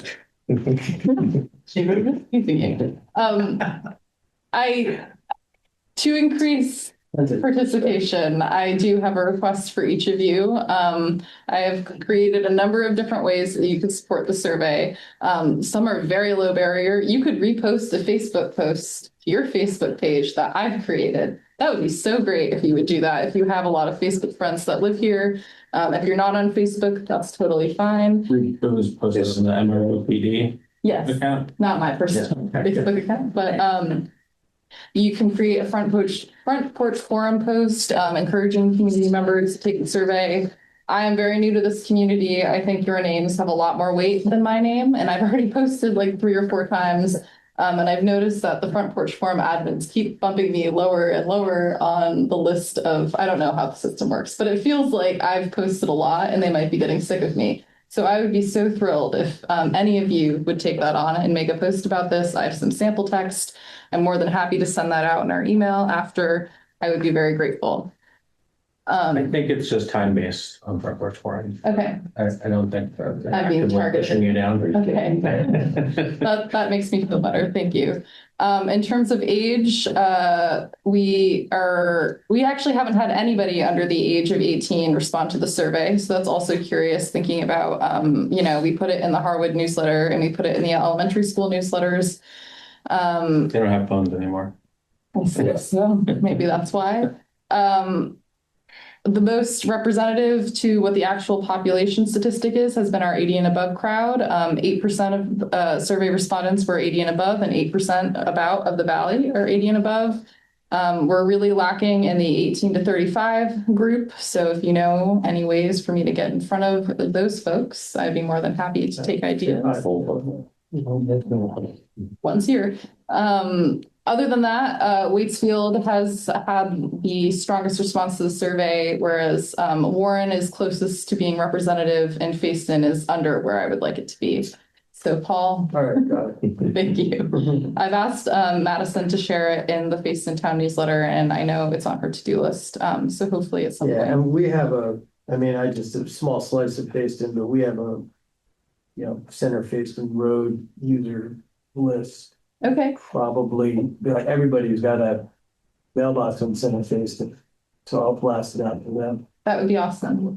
The Waitsfield newsletter at least had it May 7th, but didn't have it today. Okay, I can, Or you can say, can you put it every week or two until it's closed? that would be great. That's great advice. Just again, I'm planning on being at the Waitsfield Farmers Market this weekend and next weekend. I actually am planning to go by the Mad River Valley Food Pantry next week. I had some trouble tracking those folks down, but they finally got back to me. I'm going to put this out there. If anybody is fluent in Spanish and wants to translate our survey into Spanish, I would be very grateful, but no pressure. Son to that, is you might. Okay, that would be incredible. If he's willing to do that for us, I would be super grateful. Thank you. I figured it was worth a shot asking. Again, I'll be at the Women's Rotary meeting and the Mad River Seniors towards the end of June. Does anybody have any questions about the survey so far? This is for residents only. Is that true? It is for residents, but we are encouraging part-time residents to take it, and they have an option when they fill out where they live. Waitsfield full-time, Waitsfield part-time, Warren full-time, Warren part-time, same with Facein. And there is an option for other. We've had 8 people who don't live in the 3 towns take the survey.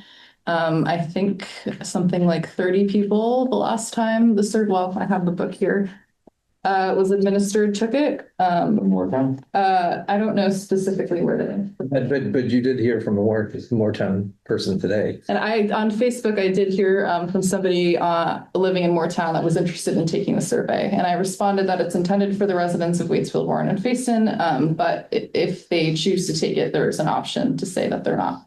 She didn't let me offer They it. said, why aren't we part of the Mad River Valley Planning District? Because if Every morning, that's what I said. if I authored it, it probably would have been a little bit more like that. Like, these 3 towns paid for this. I didn't say that, but Whatever. She was kinder.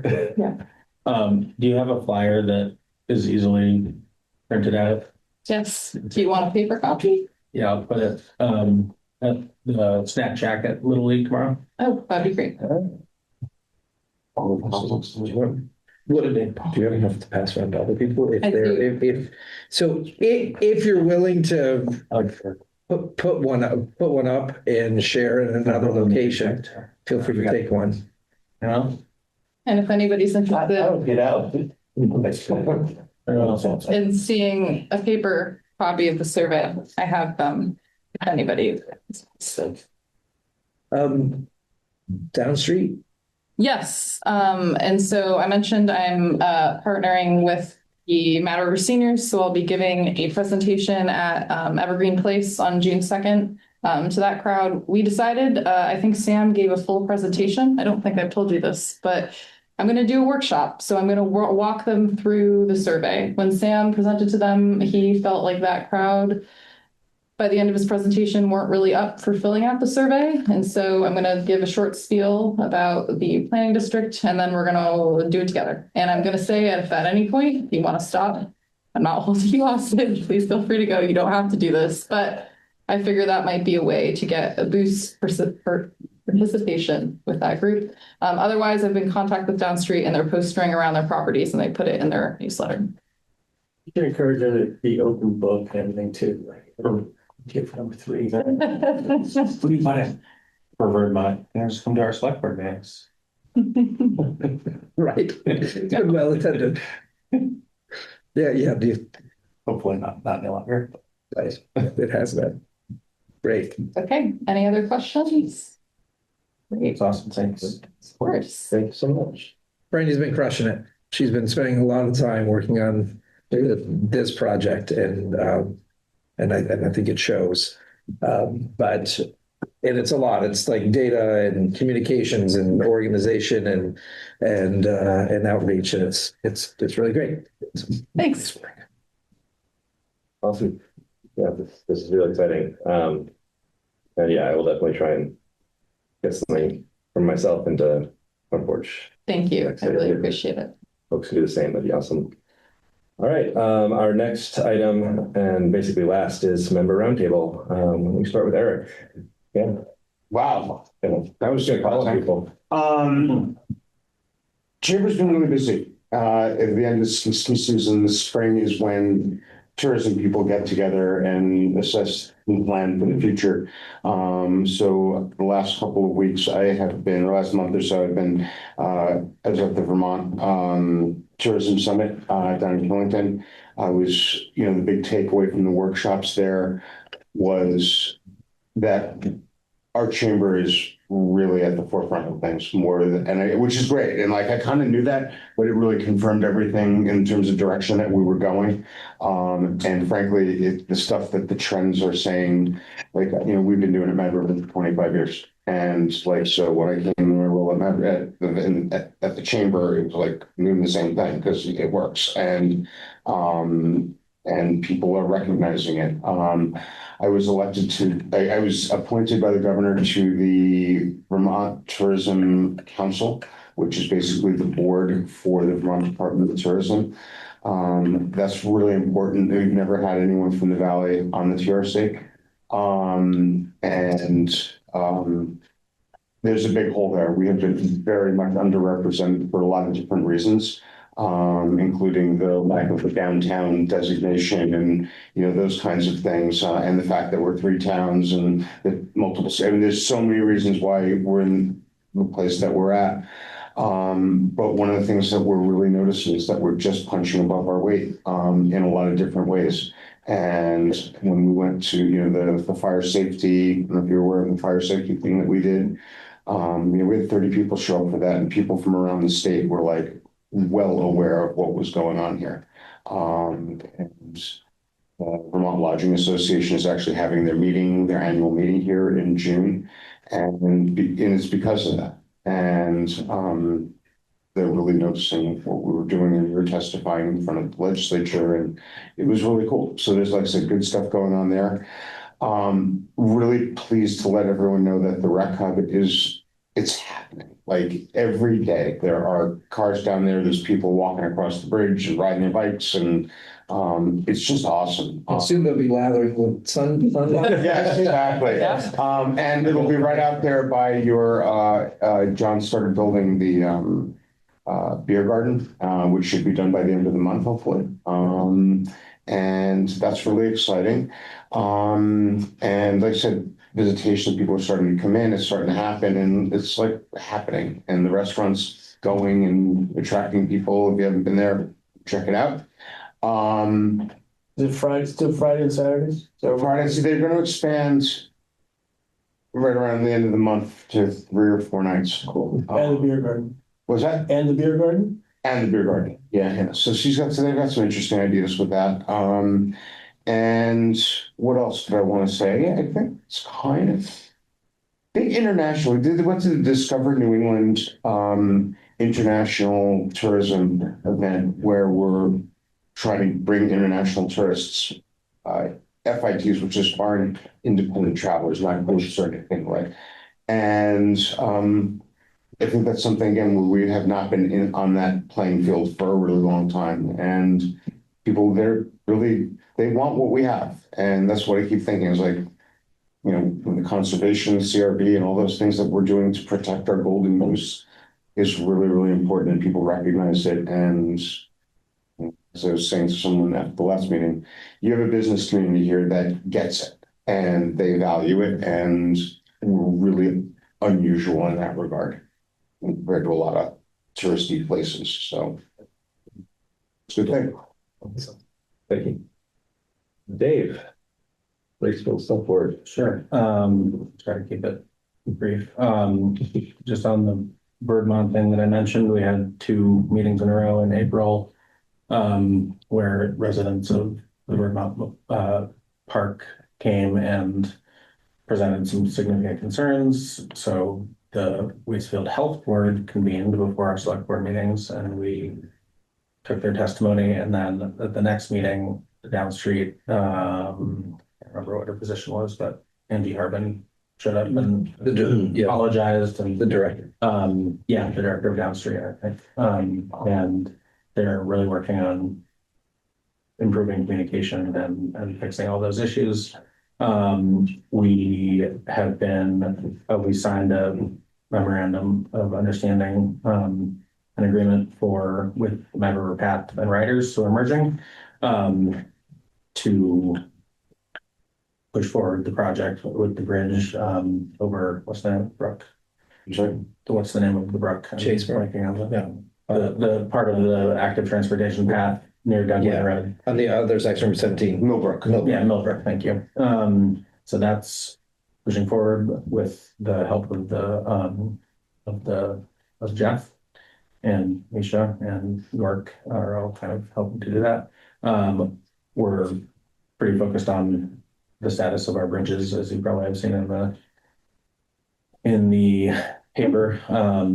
For Meadow Road Bridge, we have basically decided it's not cost effective or worth it to rehab it. And so we're moving forward with 2 parallel paths, one a modern design RFP process, and the other is pursuing a timber for transit program, potential design of a covered bridge. And we're gonna make sure that either of those, or that certainly the covered bridge would work for emergency vehicles and everything like that. And the village bridge, I think last Tuesday, we closed it for much of the day while they pulled up boards and looked at all the joists more carefully. And the feeling from the people who came and looked at it, the contractors and our road crew and engineers, was that it's not as extremely dire as the first couple articles in the paper were. So we are the Route 100 side of the bridge is the most impacted right now, and so they're actually going to do it today to try and start fixing that on a short-term basis. But we will be moving towards probably work in the fall or next year for kind of full joist replacement, depending on how that goes. And then the last thing is One quick thing. Yeah. And the limit of that bridge now? So, the traffic ordinance, 2 more Sorry. things. I jumped ahead.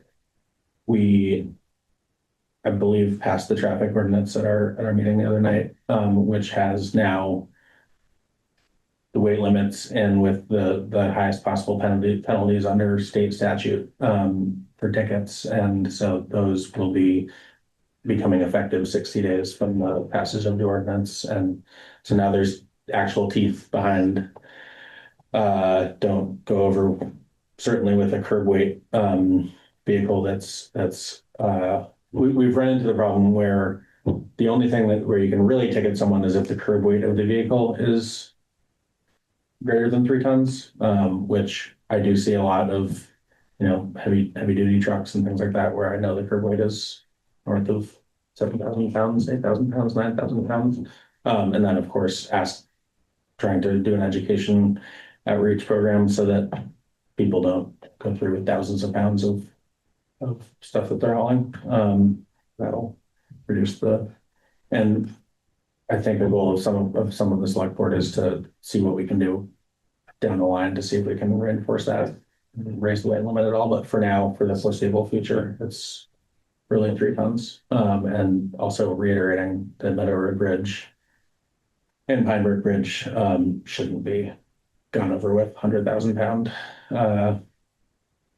agricultural vehicles. You're gonna get to Waitsfield soon. What's that? You have to really get to Waitsfield soon. I know. So, but yeah, that's the goal, is to avoid that. And then the last thing is, we've been pretty engaged since we passed the local option tax. We've been engaged with the LCT and the legislature to support the efforts by pretty much all local option tax towns and the LCT to raise the reimbursement rate for towns from 75 to 80%. The Senate put in an amendment to the miscellaneous tax bill that is now in conference committee they added basically it will be 80% in years where at the close of the previous fiscal year, the pilot, so everyone knows what the pilot fund is, it's payment in lieu of taxes, which is what the other part of local option taxes go to now. And it has a very healthy surplus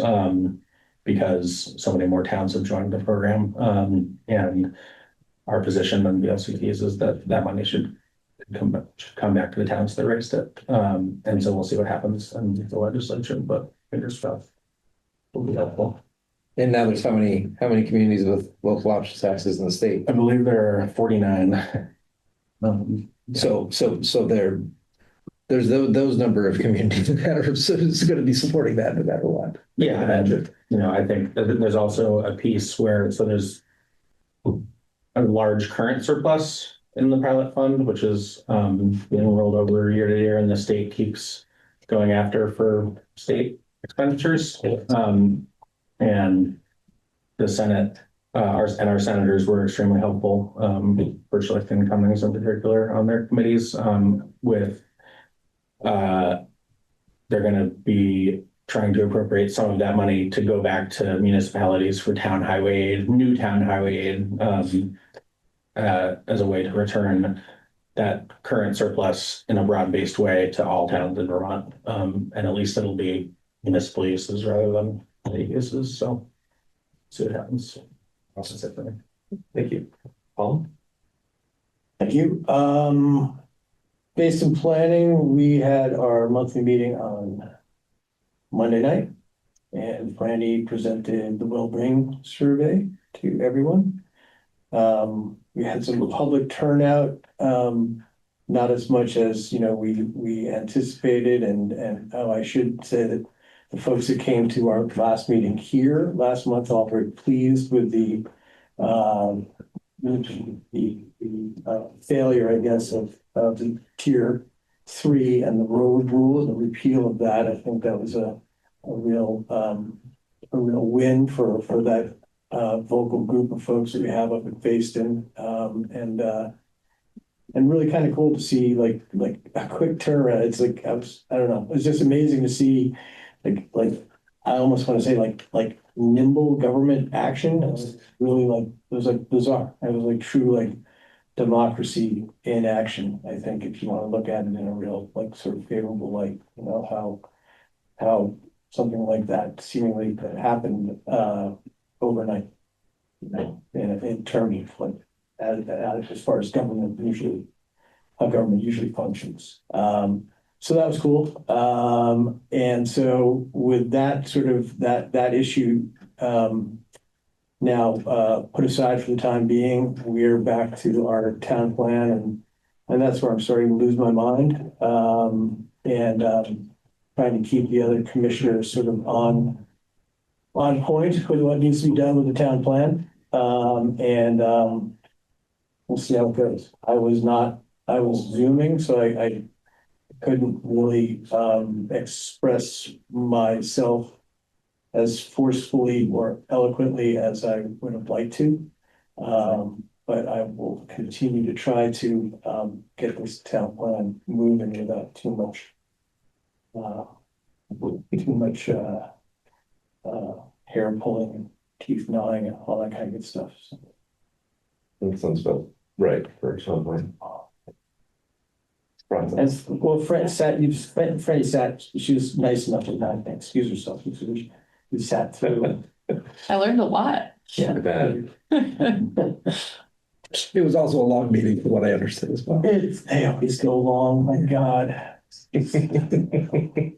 I left. I was visiting my 96-year-old mother. So I was like, I gotta go put mom to bed. Have a beer. How many planning commission meetings ended? Thank you. All right. So on the Waitsfield Planning Commission side, we also had a meeting 2 weeks ago now. Our next meeting is next week, but we had a presentation from Central Vermont Planning Commission on River Corridor bylaw updates. It was interesting. Not a major change for what Waitsfield's already doing, but there's some state level changes happening in how the fluvial erosion hazard area overlay works, and sort of trying to make sure that our bylaws keep up to date. It's also just really interesting information about river corridor and how they work and how our built environment is not well suited to how rivers work, unfortunately, which is a big part of why we experience the flood damage that we do. So it's helpful to see some of the new mapping that's come out that helps to identify the areas of highest risk and what that means for redevelopment and some potentially new, for many towns, restrictions on footprint and encroachment on the river corridor. I think will be impacting people in the near future. That was the bulk of our most recent meeting. We were also continuing to look into CHIP programs. Is the I forget what it stands for. It's a new sort of tax increment funding program at the state level. I'm sure folks around here are probably familiar with it, but it's basically a smaller scale version of a tax increment financing district that's really focused on residential development in dense In housing infrastructure. There you go. And so Program. it's a program that I've tried to wrap my head around several times, and I still don't quite understand it, but it's essentially targeted at project level development, not district level development. And there are certain parcels within the Irisville region of Waitsfield, which we just finished our plan for, that would be good candidates for that. And I understand there is town staff working to try and make that happen, working with landowners to identify projects and get them in the pipeline.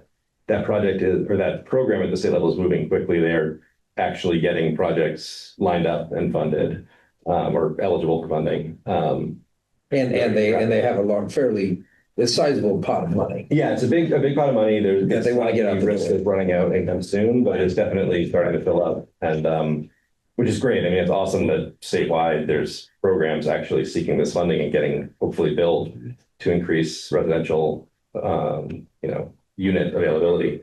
But it definitely feels like, we were originally looking at that from our planning commission perspective as a project that we would start to sort of understand and undertake. And the pace at which it is operating and the scale in which it works is really more suited to outreach individual owners of property who have projects that can identify and really get, sort of targeted assistance with. So we've sort of stepped back a little bit as a commission on sort of trying to take any kind of top-down approach, and we're just trying to be available to be supportive of things that are happening and help make outreach happen. But it's a super exciting program, and I think every town in the valley could benefit from it.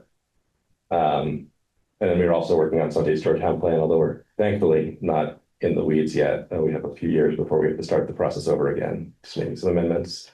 And then the last thing we're working on at the moment is short-term rentals, which has been a long process, one that Warren took the big heat on ahead of us, and we are putting together a ordinance to put to the select board in the near term.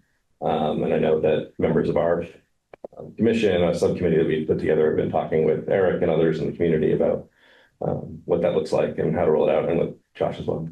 So looking forward to getting a little bit more on that at our next meeting. Hopefully make some progress. And yeah, other than that, business as usual.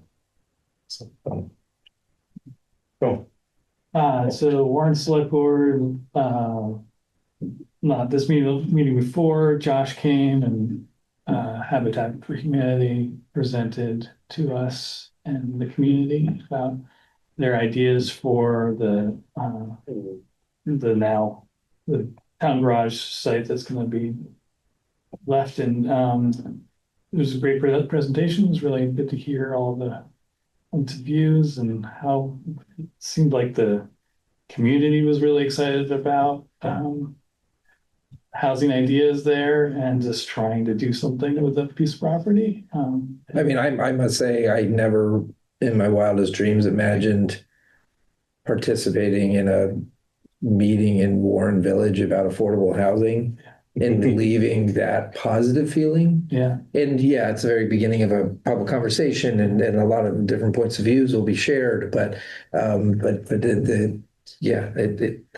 was pleasantly surprised by the amount of positivity in that dialogue. Totally. It was nice to hear. And I don't know what's going to come of that. But then another thing that's cool that we approved to put a solar array on top of the new town garage this week, which was not part of the initial plan, but we had sort of an outreach to the town to ask them through Front Porch Forum, and then a number of people showed up at the meeting to really support the idea of adding that to the bond. And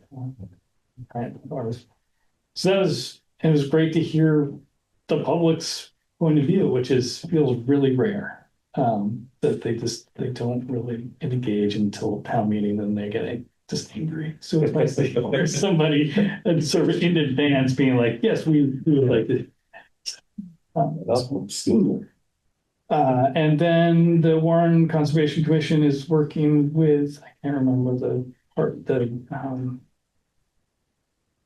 agency in Vermont, but for there's 75 acres on the Roxbury Range that's going to go be put into the Roxbury State Forest, which is pretty cool. There's a very nice piece of land off of Mad Meadows Road. Courtesy of the Robinsons. The Robinsons, yes, it's Leonard and his offspring. Yeah. And then the East Warren Community Market is getting painted. From Bay News. He buried the lead. It's gonna happen this year. So that's what I got.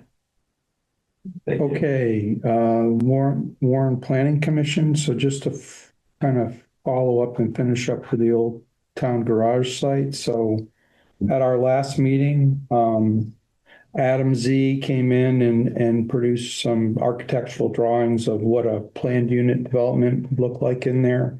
We're still kind of working through what we're going to recommend to the select board as far as, a memorandum of understanding on how we interact with Habitat.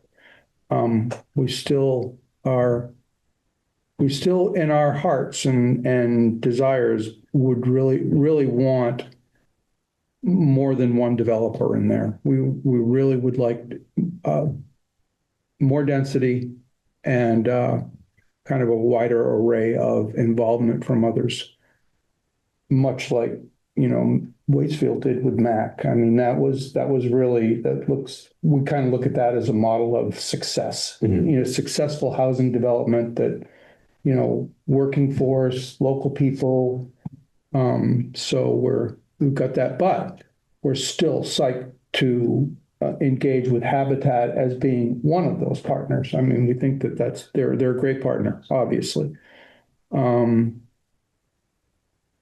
And coming out of that, Joel, I don't know if you mentioned there's going to be a task force form as far as the housing. There'll be some public representation there. The select board will be there. The planning commission will be there. I'm not going to not gonna enter into that, but, you know, it looks like we're gonna have some neighbors, which is really good to the site. And then, I think Dan is gonna kind of help herd those cats. Dan Raddick, of course. So that was pretty much, and we are in the midst of opening the hood on our town plan because we're due next year. And so we've decided to get going now. And kind of, we're gonna, you know, one meeting at a time, we're gonna take a chapter at a time and see how much we really want to open the hood on it, or do we want to say, okay, that looks good, send it over to the consultant, update the state stuff, the statute stuff, the necessary stuff, and I think it will be a blend of, I think there are some spots in there that we are gonna really kind of rethink, you know, because we had goals in there, right? And okay, well, how many of those did you achieve? So we got to at least update that. Well, you're So, required, you know, to have goals and objectives. right, and did you meet them? Okay, well, we're gonna try to at least, you know, write that down the best we can. And First thing we did, and I don't know if it matters, or you can talk to me outside the loop, but we just went back and compared what previous, you know, we compared 2020 to 2014 and Yeah. 2014 and to see, you know, whether we really needed to you know, break it down or knock down its studs and I can tell you there's what, very little I mean, AI became my friend. So that's my first time really, because I'm Yep. too old to really have to use AI professionally, but I got to know Claude and I uploaded 3 of the, you know, the 3 versions and wasn't a whole lot there. the PC has changed significantly since the last time it was written. I mean, it's all new people, Oh, yeah. right? Jim Sanford's gone, you know, all We're the, new at it too. right, we're all standing on the shoulders of the giants that came before us. So there is some interest to at least kind of, okay, let's take a swing at this and see where we get. But we'll see what we really need to end up doing.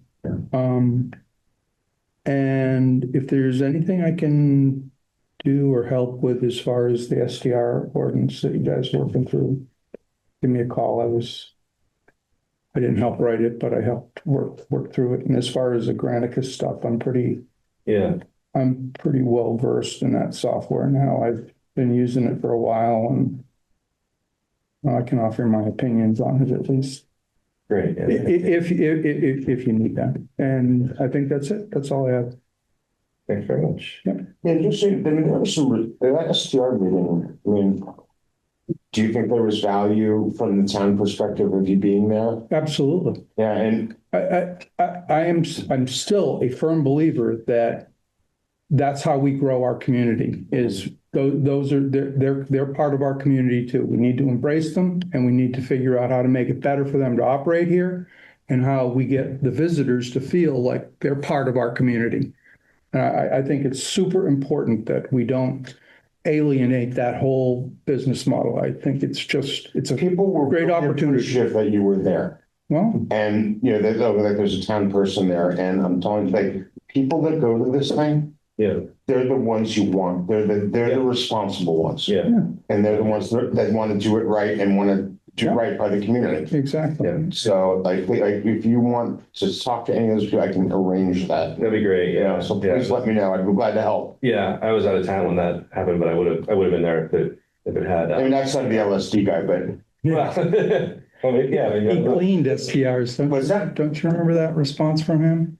Yeah. STR, oh yeah, I cleaned those. I didn't watch that. I cleaned those. Oh my God. I felt really bad. Like it's offering, it is part of our economy. Yeah. There's no question. Absolutely. And Going anywhere. the more that we can make the people that visit with them part of our community, the better. Yeah. I mean, they bring a Thank you for coming. diverse population back into our community. So I think that's really cool. And you too. You think there's a different mindset if you're somebody visiting the valley, who's staying in an established inn or hotel or B&B? You think that they have a different feeling about their place in the community as opposed to somebody who's renting condo? You mean the visitor or the The owner? visitor, no, the visitor. Does the visitor feel, you go on vacation someplace and you stay in an old iconic, inn or B&B or whatever. Does that change? Do you feel then like you're maybe a little bit more part of things as opposed to you booked a condo online on Airbnb, you've never met your host, you have no idea, you punch in a door code, you go in, you spend the weekend in this kind of anonymous condo. Does that, it puts you at a further distance to the place that you're visiting, don't you think? I think to an extent, yes. Interacting with any other guests or anything like that. What I'm finding is that some of the people really, that talk to people, like, they like what they're in someone's neighborhood, and they like that. Right, And and they should also feel like but they should also be made to feel welcome, like you said, welcome. There's gotta be a way that if you are staying in a neighborhood and you're not dealing with somebody at the front desk or, there's a little bar, somebody you get to meet the bartender or whatever. And there's not a coffee shop right in the lobby or down around the corner. Like, what do you do to wrap those people in to make them feel like, you're not staying at a conventional or a traditional. it's a real sociological thing, like the things have changed, like what people want, what visitors are looking for, even the foreign tourists that we were, going after. I was really surprised how interested they were in short-term rentals. And it's like, oh, wow. But, they were looking at it like, no, this is how you meet Americans, so. And I mean, when I took my sabbatical 2 years ago and I had the opportunity to travel with my family, I found myself always looking for inns or bed and breakfasts or things of that sort versus having it at short-term rental because of the door code and not right. I'm visiting a place because I'm interested in the culture and the place and the people, not just stay in a cool looking place. Right. But I'm interested in the social aspects. And I think it is, in my experience, it's harder to find those social aspects and when you're more anonymous and you're having less interactions than staying at a small place that might have two other rooms there and then you're sharing breakfast together and talking with each other and building community and really learning. Into the front doorman for everyone that comes to us here. Exactly. We just turned the welcome center into that. Yeah. Well, that's what we're trying to do. That's what I was going to say. Go Like, through the welcome. Yeah, exactly. You want to get into your Airbnb. No, that's stop why by we Eric. created the itinerary builder and things that's so. but you get your code. You get it from Eric. Yeah, Eric got the codes. You got to stop And it. it puts it, You get your sunblock, you get your coffee. cookie, sunblock. Yeah. It seems like to me that if the owner of the STR is not involved in the community, then whoever's going to rent that from Right. is not going to right away. Yeah. Right. If you've got an owner who's really involved in their community and rents it out and is like, hey, in their book, their house rules book and says our neighbors are X, Y, and Z, and we, they're part of our community, and if you're in the ditch, maybe you call this person, and that kind of Yeah. sort of. But then I should add that because, the industry's being taken over by Vacasa and a handful of these other big management companies. So you're not, you're dealing with somebody, you're messaging somebody on Airbnb, their real name may or not be the name that they're using, and they're seldom are the owner, they're a manager or something. They could be in anywhere. They could be in the Philippines. Yeah, I look forward to digging into what you guys are doing and, getting more educated. But from my perspective, it's we want people who live here especially or are here part of the time and are really part of the community to be able to make that little bit of extra money. But when it is a single family home that was previously a rental for local family, and this is in a residential neighborhood that I know a lot of people in, and then it becomes an Airbnb purchased by an out-of-state owner, and it's a full-time Airbnb, and that's a loss of housing unit, and there's no community there. That's pretty. I was looking at the dashboard, And it's managed by Vacasa or something like that, right? You never see the owner because they live in Duxbury. right? But I think that does go to Eric's point that the people who come to these events are the ones that are community members who Right. are responsible. They're not, Picasso's not sending anyone, but our local events. No, yeah, it's surprising. Yeah. Yeah. You're like, Just looking at the dashboard for when we have the total active short-term rentals by month with the data from Housing Works Vermont, and Data. it was in the kind of 200 and high 200s to low 400s, all the way from 2018 through 2022, and now we've just crossed over 600 again Right. Yeah, as of September 2025 is the last data point. And so, that's 150. I don't know exactly where those are coming from, but I think Yeah. some of those are an issue. fair enough. For housing costs. Obviously, there's I'm gonna cut us off just because we're at 9 and I don't want to keep people late, but it's obviously an incredibly important and spirited topic. And I appreciate Warren's willingness to help us think through these things. It's definitely impacting all of us. So with that, we are through our agenda. So if anyone would like to make a motion to adjourn, Yes. second, all in favor? Aye. Thank you so much. Thank you. So June 18th, we're back on the 3-week, Remember. third Thursday of the month schedule. Oh, thanks. I skipped over our